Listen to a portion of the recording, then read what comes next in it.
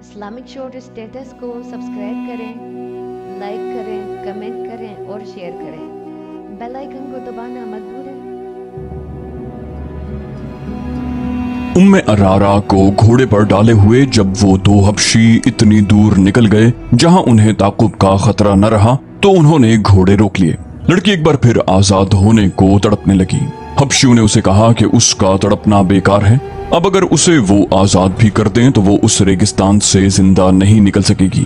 انہوں نے یہ بھی کہا کہ وہ اسے بے آبرو نہیں کرنا چاہتے، اگر ان کی نیت ایسی ہوتی تو وہ اس کے ساتھ وحشیوں جیسا سلوک کر چکے ہوتے۔ ارارا حیران تھی کہ انہوں نے اسے چھیڑا تک نہیں تھا۔ انہیں تو جیسے احساس ہی نہیں تھا کہ اتنی دلکش لڑکی ان کے رحم و کرم پر ہے۔ ان میں سے ایک نے جو مارا جا چکا تھا مرنے سے پہلے اس کے سامنے گھٹنوں کے بل بیٹھ کر التجا کی تھی کہ وہ تڑپ تڑپ کر اپنے آپ کو اذیت میں نہ ڈالے۔ ارارا نے ان سے پوچھا کہ اسے کہاں لے جایا جا رہا ہے تو اسے جواب دیا گیا کہ وہ اسے آسمان کے دیوتا کی ملکہ بنانے کے لیے لے جا رہے ہیں۔ انہوں نے لڑکی کی آنکھوں پر پٹی باندھ دی اور اٹھا کر گھوڑے پر بٹھا دیا۔ اس نے آزاد ہونے کی کوشش ترک کر دی۔ اس نے دیکھ لیا تھا کہ یہ کوشش بے سود ہے۔ گھوڑے چل پڑے اور ارارا ایک حبشی کے آگے گھوڑے پر بیٹھی ہچکولے کھاتی رہی۔ ایک جگہ رک کر اس کے منہ میں پانی ڈالا گیا اور گھوڑے چل پڑے۔ بہت دیر بعد خنکی سے ارارا نے محسوس کیا کہ رات ہو گئی ہے۔ گھوڑے رک گئے۔ اس وقت تک اس نازک لڑکی کا جسم مسلسل گھڑ سواری سے ٹوٹ چکا تھا۔ دہشت سے اس کا دماغ بیکار ہو گیا تھا۔ اسے گھوڑے رکتے ہی اپنے ارد گرد 3-4 مردوں اور 3 عورتوں کی ملی جلی آوازیں سنائی دیں۔ یہ زبان اس کی سمجھ سے بالا تھی۔ یہی حبشی راستے میں اس کے ساتھ عربی زبان میں باتیں کرتے تھے۔ ان کا لہجہ عربی نہیں تھا۔ ابھی اس کی آنکھوں سے پٹی نہیں کھولی گئی تھی۔ اس کی تو جیسے زبان بھی بند ہو گئی تھی۔ اسے کسی نے اٹھا کر کسی نرم چیز پر بٹھا دیا۔ یہ پالکی تھی۔ پالکی اوپر کو اٹھی اور اس کا ایک اور سفر شروع ہو گیا۔ اس کے ساتھ ہی دف کی ہلکی ہلکی گونجدار تھاپ سنائی دینے لگی اور عورتیں گانے لگیں۔ اس گانے کے الفاظ تو وہ نہ سمجھ سکتی تھی۔ اس کی لے میں جادو کا اثر تھا۔ یہ اثر ایسا تھا جس نے ارارا کے خوف میں اضافہ کر دیا، لیکن اس خوف میں ایسا تاثر بھی پیدا ہونے لگا جیسے اس پر نشہ یا خمار طاری ہو رہا ہے۔ رات کی خون کی خمار میں لذت سی پیدا کر رہی تھی۔ ارارا نے یہ چاہتے ہوئے کہ وہ پالکی سے کود جائے اور بھاگ اٹھے اور یہ لوگ اسے جان سے مار دیں، اس نے ایسی جرت نہ کی۔ وہ محسوس کر رہی تھی کہ وہ ان انسانوں کے قبضے میں نہیں بلکہ کوئی اور ہی طاقت ہے جس نے اس پر قابو پا لیا ہے اور اب وہ اپنی مرضی سے کوئی حرکت نہیں کر سکے گی۔ وہ محسوس کرنے لگی کہ پالکی بردار سیڑھیاں چڑھ رہے تھے۔ وہ چڑھتے گئے۔ کم و بیش 30 سیڑھیاں چڑھ کر وہ ہموار چلنے لگے اور چند قدم چل کر رک گئے۔ پالکی زمین پر رکھ دی گئی۔ ارارا کی آنکھوں سے پٹی کھول کر کسی نے اس کی آنکھوں پر ہاتھ رکھ لیے۔ تھوڑی دیر کے بعد ان ہاتھوں کی انگلیاں کھلنے لگیں اور لڑکی کو روشنیاں دکھائی دینے لگیں۔ آہستہ آہستہ ہاتھ اس کی آنکھوں سے ہٹ گئے۔ وہ ایک ایسی عمارت میں کھڑی تھی جو ہزاروں سال پرانی نظر آتی تھی۔ گول ستون اوپر تک چلے گئے تھے۔ ایک وسیع ہال تھا جس پر فرش روشنیوں میں چمک رہا تھا۔ دیواروں کے ساتھ ڈنڈے سے لگے ہوئے تھے اور ڈنڈوں کے سروں پر مشلوں کے شعلے تھے۔ اندر کی فضا میں ایسی خوشبو تھی جس کی مہک اس کے لیے نئی تھی۔ دف کی ہلکی ہلکی تھاپ اور عورتوں کا گیت اسے سنائی دے رہا تھا۔ یہ تھاپ اور یہ لے ہال میں ایسی گونج پیدا کر رہی تھی جس میں خواب کا تاثر تھا۔ اس نے سامنے دیکھا ایک چبوترا تھا جس کی 8-10 سیڑھیاں تھیں۔ چبوترے پر پتھر کے بت کا منہ اور سر تھا۔ اس کی ٹھوڑی کے نیچے تھوڑی سی گردن تھی۔ تھوڑی سے ماتھے تک یہ پتھر کا چہرہ قداور انسان سے بھی 1.5-2 فٹ اونچا تھا۔ منہ کھلا ہوا تھا جو اتنا چوڑا تھا کہ ایک آدمی ذرا سا جھک کر اس میں داخل ہو سکتا ہے۔ منہ میں سفید دانت بھی تھے۔ یوں لگتا تھا جیسے یہ چہرہ قہقہے لگا رہا ہو۔ اس کے دونوں کانوں سے ڈنڈے نکلے ہوئے تھے جن کے باہر والے سروں پر مشلیں جل رہی تھیں۔ اچانک اس کی آنکھیں جو کم و بیش گز گز بھر چوڑی تھی چمکنے لگی۔ ان سے روشنی پھوٹنے لگی۔ عورتوں کے گیت کی لے بدل گئی۔ دف کی تھاپ میں جوش پیدا ہو گیا۔ پتھر کے منہ کے اندر روشنی ہو گئی۔ لمبے لمبے سفید چوغے پہنے ہوئے 2 آدمی جھک کر منہ سے باہر آئے۔ منہ کے آگے 3 سیڑھیاں تھیں۔ ان آدمیوں کے رنگ سیاہ اور سروں پر پرندوں کے لمبے لمبے اور رنگا رنگ پر بندھے ہوئے تھے۔ منہ سے باہر آ کر ایک دائیں طرف اور ایک بائیں طرف کھڑا ہو گیا۔ مان بعد پتھر کے منہ میں ایک اور آدمی نمودار ہوا۔ وہ بھی جھک کر باہر آیا۔ وہ ذرا بوڑھا لگتا تھا۔ اس کا چوغا سرخ رنگ کا تھا اور اس کے سر پر تاج تھا۔ ایک سانپ جو مصنوعی تھا اس کے دائیں کندھے پر کنڈلی مارے اور پھن پھیلائے بیٹھا تھا اور ایک بائیں کندھے پر۔ دونوں سانپوں کے رنگ سیاہ تھے۔ उम्मे अर्रारा पर ऐसा रोब तारी हुआ कि वो सुन होके खड़ी रही। ये आदमी जो उस कबीले का मजहबी पेशवा या पुरोहित था, चबूतरे की सीढ़ियां उतर आया। वो आहिस्ता आहिस्ता उम्मे अर्रारा तक आया और दोनों घुटने फर्श पर रखकर उसने लड़की के दोनों हाथ अपने हाथों में लेकर चूम लिए। उसने लड़की से अरबी जबान में कहा, तुम हो वो खुशनसीब लड़की जिसे मेरे देवता ने पसंद किया है। हम तुम्हें मुबारकबाद पेश करते हैं। उम्मे अर्रारा बेदार हो गई। उसने रोते हुए कहा, मैं किसी देवता को नहीं मानती। अगर तुम देवताओं को मानते हो तो मैं तुम्हें उन्हीं का वास्ता देकर कहती हूँ कि मुझे छोड़ दो। मुझे यहाँ क्यों लाए हो? पुरोहित ने कहा, यहाँ जो भी आती है यही कहती है, लेकिन उस पर इस मुकद्दस जगह का राज खुलता है तो कहती है कि मैं यहाँ से जाना नहीं चाहती। मैं जानता हूँ तुम मुसलमानों के खलीफा की महबूबा हो, मगर जिसने तुम्हें पसंद किया है उसके आगे दुनिया के खलीफे और आसमानों के फरिश्ते सजदा करते हैं। तुम जन्नत में आ गई हो। उसने चुगे के अंदर से एक फूल निकाला और उम्मे अर्रारा की नाक के साथ लगा दिया। उम्मे अर्रारा हरम की शहजादी थी। उसने ऐसे ऐसे अतर सूंघे थे जो उस जैसी शहजादियों के सिवा और कोई ख्वाब में भी नहीं सूंघ सकता था, मगर उस फूल की बू उसके लिए अनोखी थी। ये बू उसकी रूह तक उतर गई। उसकी सोचों का रंग ही बदल गया। उसकी नजरों के जाविये बदल गए। पुरोहित ने कहा, यह देवता का तोहफा है, और उसने फूल उसकी नाक से हटा लिया। उम्मे अर्रारा ने हाथ आहिस्ता आहिस्ता आगे किया और पुरोहित का फूल वाला हाथ पकड़कर अपनी नाक के करीब ले आई। फूल सूंघकर खुमार आलूद आवाज में बोली, कितना दिलनशी तोहफा है, आप ये मुझे देंगे नहीं? पुरोहित ने पूछा, क्या तुमने तोहफा कबूल कर लिया है? उसके होंठों पर मुस्कुराहट थी। उम्मे अर्रारा ने जवाब दिया, हाँ, मैंने ये तोहफा कबूल कर लिया है। उसने फूल को एक बार फिर सूंघा और उसने आंखें बंद कर ली, जैसे उसकी महक को अपने वजूद में जज्ब करने की कोशिश कर रही हो। पुरोहित ने कहा, देवता ने भी तुम्हें कबूल कर लिया है। फिर पूछा, तुम अब तक कहाँ थी? लड़की सोच में पड़ गई, जैसे कुछ याद करने की कोशिश कर रही हो। सर हिलाकर बोली, मैं यहीं थी। नहीं, मैं एक और जगह थी। मुझे याद नहीं मैं कहाँ थी। पुरोहित ने कहा, तुम्हें यहाँ कौन लाया है?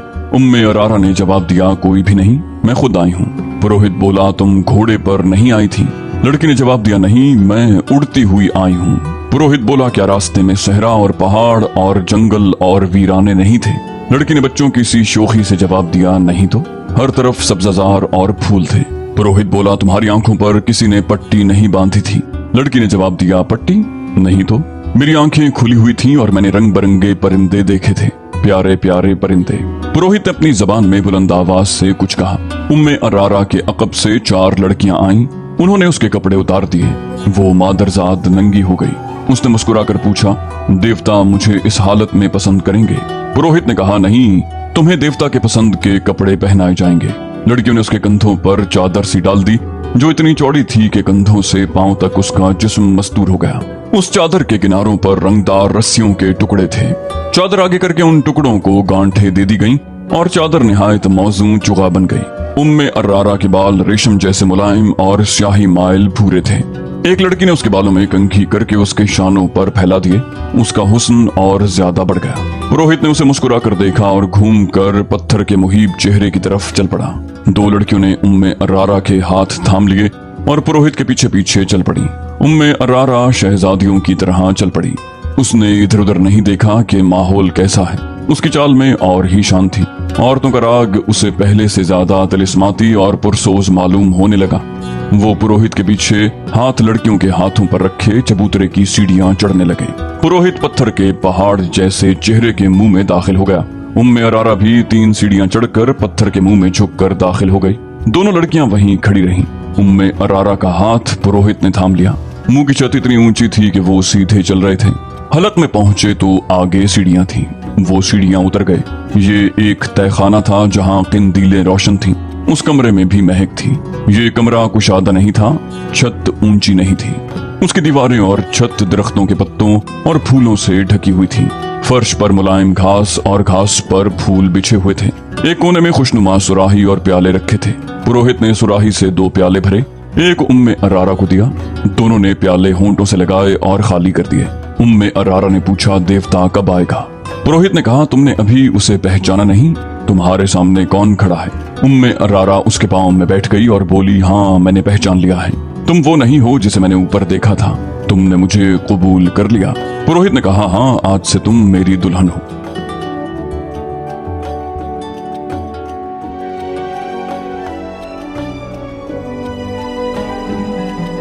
मैं आपको और कुछ नहीं बता सकता।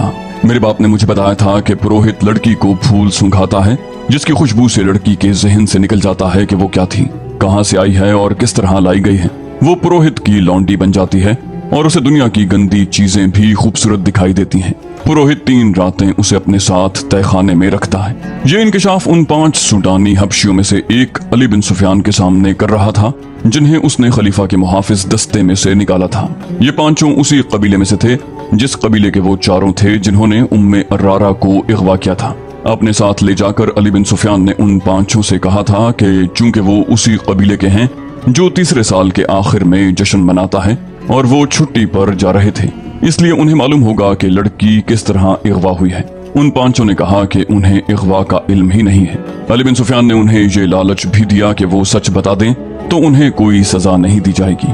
फिर भी वो लाइल्मी का इजहार करते रहे। ये कबीला वहशियाना मिजाज और खूंखारी की वजह से मशहूर था। उन्हें सजा का जर्रा भर डर नहीं था। 5 बहुत दलेरी से इनकार कर रहे थे। आखिर अली बिन सुफियान को वो तरीके आजमाना पड़े जो पत्थर को भी पिघला देते हैं। 5 को अलग अलग करके अली बिन सुफियान उन्हें उस जगह ले गया जहां चीखें और आहो बुका कोई नहीं सुनता था। मुसलसल अजियत और तशद्दुद से कोई मुल्जिम मर जाए तो किसी को परवाह नहीं होती थी। ये 5 सूडानी बड़े ही सख्त जान मालूम होते थे। वो रात भर अजियत सहते रहे। अली बिन सुफियान रात भर जागता रहा। आखिर उन्हें इस इम्तिहान में डाला गया जो आखिरी हरबा समझा जाता था। ये था चक्कर शिकंजा। रेहड़ की तरह चौड़े और बहुत बड़े पहिए पर मुल्जिम को उल्टा लिटाकर हाथ रस्सियों से चक्कर के साथ बांध दिए जाते और पांव टखनों से रस्सियां डालकर फर्श में गाड़े हुए कीलों से कस दिए जाते। पहिए को जरा सा आगे चलाया जाता तो मुल्जिम के बाजू कंधों से और टांगे कूल्हों से अलग होने लगती। बाज़ औक़ात मुल्जिम को खींचकर पहिए को एक जगह रोक लिया जाता था। अजियत का ये तरीका मुल्जिमों को बेहोश कर देता। सहर के वक्त एक अधेड़ उमर हबशी ने अली बिन सुफियान से कहा, मैं सब कुछ जानता हूँ लेकिन देवता के डर से नहीं बताता। देवता मुझे बहुत बुरी मौत मारेंगे। अली बिन सुफियान ने कहा, क्या इससे बढ़कर कोई बुरी मौत हो सकती है जो मैं तुम्हें दे रहा हूँ? अगर तुम्हारे देवता सच्चे होते तो वो तुम्हें इस शिकंजे से निकाल न लेते। तुम अगर मरने से डरते हो तो मौत यहाँ भी मौजूद है। तुम बात करो। मेरे हाथ में एक ऐसा देवता है जो तुम्हें तुम्हारे देवता से बचा लेगा। ये सूडानी हबशी कई बार बेहोश हो चुका था। उसे देवता तो नहीं, मौत साफ नजर आ रही थी। अली बिन सुफियान ने उसकी जबान खुलवा ली, उसे शिकंजे से खोल कर खिलाया पिलाया और आराम से लिटा दिया। उसने एतराफ किया कि उम्मे अर्रारा को उनके कबीले के 4 आदमियों ने अगवा किया था। वो 4 छुट्टी चले गए थे। उन्होंने अगवा की रात और वक्त बता दिया था। ये 5 हबशी जो अली बिन सुफियान के कब्जे में थे उस रात पहरे पर थे। अगवा करने वालों में से 2 को अंदर आना था।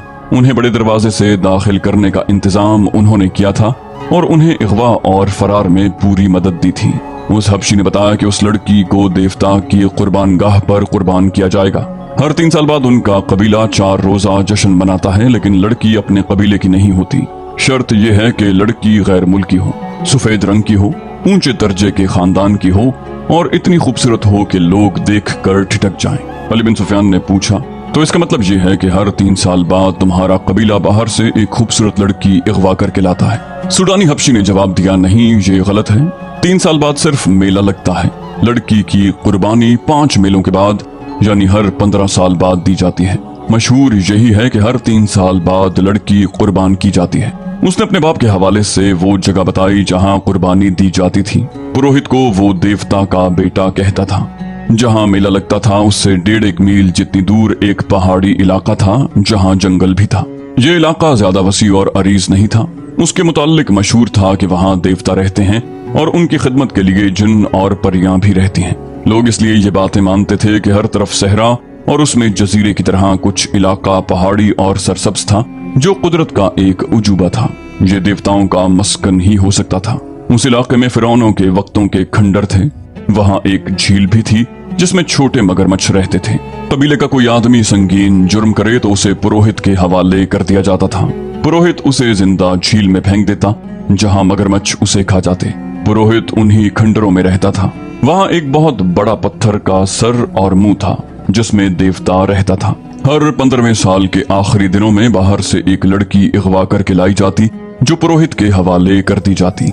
पुरोहित लड़की को एक फूल सूंघाता था जिसकी खुशबू से लड़की के जहन से निकल जाता कि वो क्या थी, कहां से आई थी और उसे कौन लाया था। उस फूल में कोई नशा आवर बूटी डाली जाती थी जिसके असर से वो पुरोहित को देवता और अपना खावंद समझ लेती। उसे वहां की गंदी चीजें भी खूबसूरत दिखाई देती। लड़की की कुर्बानी उन्हीं खंडरात में दी जाती थी। लड़की को पुरोहित तहखाने में अपने साथ रखता था। उस जगह 4 मर्द और 4 खूबसूरत लड़कियां रहती थीं। उनके सिवा और किसी को पहाड़ों के अंदर जाने की इजाजत नहीं थी। लड़की को जब कुर्बान गाह पर ले जाया जाता तो उसे एहसास ही नहीं होता था कि उसकी गर्दन काट दी जाएगी। वो फख्र और खुशी से मरती थी। उसका धड़ मगरमच्छों की झील में फेंक दिया जाता और बाल काट कर कबीले के हर घर में तकसीम कर दिए जाते। उन बालों को मुकद्दस समझा जाता था। लड़की का सर खुश्क होने के लिए रख दिया जाता था। जब गोश्त खत्म होकर सिर्फ खोपड़ी रह जाती तो उसे एक गार में रख दिया जाता। लड़की किसी को दिखाई नहीं जाती थी। उस हबशी ने कहा, 15 साल पूरे हो रहे हैं, अब के लड़की की कुर्बानी दी जाएगी। हम 9 आदमी मिस्र की फौज में भर्ती हुए थे। हमें चूंकि निडर और वहशी समझा जाता है, इसलिए हमें खलीफा के मुहाफिज दस्ते के लिए मुंतखब कर लिया गया। 2 महीने गुजरे, हमने इस लड़की को देखा। ऐसी खूबसूरत लड़की हमने कभी नहीं देखी थी। हम सब ने फैसला कर लिया कि इस लड़की को उठा ले जाएंगे और कुर्बानी के लिए पेश करेंगे। हमारे एक साथी ने, जो कल मारा गया है, अपने गांव जाकर कबीले के बुजुर्ग को बता दिया था कि इस बार कुर्बानी के लिए हम लड़की लाएंगे। हमने लड़की को अगवा कर लिया है। ये किस्सा सलाहुद्दीन अय्यूबी को सुनाया गया तो वो गहरी सोच में खो गया। अली बिन सुफियान उसके हुक्म का मुंतजिर था। सुल्तान अय्यूबी ने नक्शा देखा और कहा, अगर जगह ये है तो ये हमारी अमलदारी से बाहर है। तुमने शहर के पुराने लोगों से जो मालूमात हासिल की हैं, उनसे ये साबित होता है कि फिरौन तो सदियां गुजरी, मर गए, लेकिन फिरौनियत अभी बाकी है। बहैसियत मुसलमान हम पर फर्ज आयद होता है कि हम अगर दूर न पहुंच सकें तो करीबी पड़ोस से कुफ्र और शिर्क का खात्मा करें। आज तक मालूम नहीं कितने वालिदैन की मासूम बेटियां कुर्बान हो चुकी हैं और उस मेले में कितनी बेटियां अगवा होकर फरोख्त हो जाती हैं। हमें देवताओं का तसव्वुर खत्म करना है। लोगों को देवताओं के तसव्वुर देकर नाम नेहाद मजहबी पेशवा लड़कियां अगवा करके बदकारी और अय्याशी करते हैं। मेरे मुखबरों की इत्तलाओं ने यह बेहुदा इंकशाफ किया है कि हमारी फौज के कई कमांडार और मिस्र के पैसे वाले लोग इस मेले में जाते हैं और लड़कियां खरीदते या चंद दिनों के लिए किराए पर लाते हैं। अली बिन सुफियान ने कहा, किरदार की तबाही के अलावा ये खतरा भी है कि सूडानियों की बरतरफ फौज के अस्करी इस मेले में ज्यादा तादाद में जाते हैं। हमारी फौज और हमारे दूसरे लोगों का सूडानी साबिका फौजियों के साथ मिलना जुलना और जश्न मनाना ठीक नहीं। ये मुश्तरका तफरी मुल्क के लिए खतरनाक साबित हो सकती है। अली बिन सुफियान ने जरा झुककर कहा, और लड़की को कुर्बान होने से पहले बचाना और खलीफा के हवाले करना इसलिए भी जरूरी है कि उसे मालूम हो जाए कि उसने आप पर अगवा का जो इल्जाम आयद किया है वो कितना बेबुनियाद और लग़्व है। सुल्तान अय्यूबी ने कहा, मुझे इसकी कोई परवाह नहीं अली, मेरी तवज्जो अपनी जात पर नहीं। मुझे कोई कितना ही हकीर कहे, इस्लाम की अजमत के फरोग और तहफ़्फ़ुज़ को नहीं भूल सकता। मेरी जात कुछ भी नहीं और तुम भी याद रखो अली, अपनी जात से तवज्जो हटाकर सल्तनत के इस्तेहकाम और फलाह बहबूद पर मरकूज कर दो। इस्लाम की अजमत का अमीन खलीफा हुआ करता था, मगर वक्त गुजरने के साथ साथ खलीफे अपनी जात में गुम होते गए और अपने नफ्स का शिकार हो गए। अब हमारी खिलाफत इस्लाम की बहुत बड़ी कमजोरी बन गई है। सलीबी हमारी इस कमजोरी को इस्तेमाल कर रहे हैं। अगर तुम कामयाबी से अपने फराइज निभाना चाहते हो तो अपनी जात और अपने नफ्स से दस्तबरदार हो जाओ। खलीफा ने जो मुझ पर इल्जाम आयद किया है उसे मैंने बड़ी मुश्किल से बर्दाश्त किया है। मैं ओछे वार का जवाब दे सकता था, मगर मेरा वार भी ओछा होता, फिर मैं जाती सियासतबाजी में उलझ जाता। मुझे खतरा यही नजर आ रहा है कि मिल्लत इस्लामिया किसी दौर में जाकर अपने ही हुक्मरानों की जाती सियासतबाजियों, खुद पसंदी, नफ्स परस्ती और इक्तदार की हवस की नजर हो जाएगी। अली बिन सुफियान ने कहा, गुस्ताखी की माफी चाहता हूँ मोहतरम अमीर। अगर आप उस लड़की को कुर्बान होने से बचाना चाहते हैं तो हुक्म सादिर फरमाइए। वक्त बहुत थोड़ा है, परसों से मेला शुरू हो रहा है। सुल्तान अय्यूबी ने नायब सालार को बुलाकर कहा, फौज में ये हुक्म फौरन पहुंचा दो कि उस मेले में किसी फौजी को शरीक होने की इजाजत नहीं। खिलाफ वर्जी करने वाले को उसके ओहदे और रुतबे से कतई नजर 50 कोड़े सरे आम लगाए जाएंगे। इस हुक्म के बाद स्कीम बनने लगी। मुतल्लिका हुकाम को सुल्तान अय्यूबी ने बुला लिया। उसने सबसे कहा था कि हमारा मकसद ये है कि इस तिलिस्म को तोड़ना है। ये जगह फिरौनियत की आखिरी निशानी मालूम होती है।